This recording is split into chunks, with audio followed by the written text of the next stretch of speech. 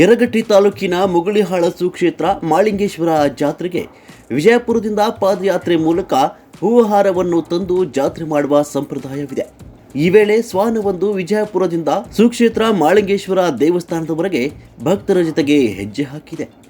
ಪ್ರತಿ ವರ್ಷ ಯುಗಾದಿ ಹಬ್ಬದ ನಿಮಿತ್ತವಾಗಿ ಪೂರ್ವಜರ ಸಂಪ್ರದಾಯದಂತೆ ಹಿರೇಹೊಳಿ ಗ್ರಾಮದಿಂದ ನೇರು ಹಾಗೂ ವಿಜಯಪುರ ಜಿಲ್ಲೆಯಿಂದ ಹೂಹಾರ ತಂದು ಅದ್ದೂರಿ ಜಾತ್ರೆ ಮಾಡಲಾಗುತ್ತೆ. ಈ ನಡುವೆ ಶ್ವಾನವೊಂದು ಭಕ್ತರ ಜೊತೆಗೆ ಅಂದಾಜು 300 ಕಿಲೋಮೀಟರ್ ಪ್ರಯಾಣದ ಪಾದಯಾತ್ರೆ ಮಾಡಿದ್ದು ಎಲ್ಲವೂ ದೇವರ ಕೃಪೆ ಅಂತ ಜನರು ಮಾತನಾಡ್ಕೊಳ್ತಿದ್ದಾರೆ. ನಮ್ಮ ಪಾದಯಾತ್ರೆ ಮಾಳಿಂಗರಾಯ ದೇವಸ್ಥಾನ ಮುಗುಳ್ಯಾಳ ಅಂದ್ರೆ ಪ್ರತಿ ವರ್ಷದಂತೆ ನಾವೇನು 2020ನೇ ಇಸ್ವಿಯಿಂದ 25 ವರ್ಷ ಆತ್ರಿ. ಮುಗುಳ್ಯಾಳ ಎಲ್ಲ ಭಕ್ತರು ಮಾಳಿಂಗೇಶ್ವರ ಜಾತ್ರೆ ನಿಮಿತ್ತವಾಗಿ ಬಿಜಾಪುರಕ್ಕೆ ಹೋಗಿ ಹೂಮಾಲಿ ತಗೊಂಡು ಹಿರುವಳಿಯಿಂದ ಒಂದು ನೀರು ತಗೊಂಡು ಮುಗುಳ್ಯಾಳಕ್ಕೆ ಮಾಳಿಂಗೇಶ್ವರ ದೇವಸ್ಥಾನಕ್ಕೆ ಬಂದ ನಂತರ ಒಂದು ಸಿದ್ಧಾಟಿಗೆ ಕಾರ್ಯಕ್ರಮ ಮುಗುಳ್ಯಾಳದಲ್ಲಿ ಮಾಳಿಂಗೇಶ್ವರ ಸಿದ್ಧಾಟಿ ಕಾರ್ಯಕ್ರಮ ಪ್ರಾರಂಭವಾಗುತ್ತೆ.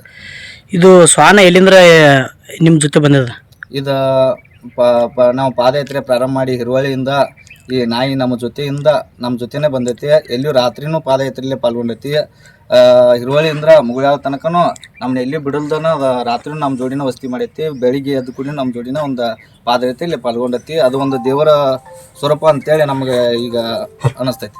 ಪಾದಯಾತ್ರೆ ಮಾಡೋ ಭಕ್ತರ ಮುಂದೆ ಶ್ವಾನ ಹೆಜ್ಜೆ ಹಾಕಿದ್ರೆ ಭಕ್ತರು ಅದರ ಹಿಂದೆ ಹೆಜ್ಜೆ ಹಾಕಿದ್ದಾರೆ.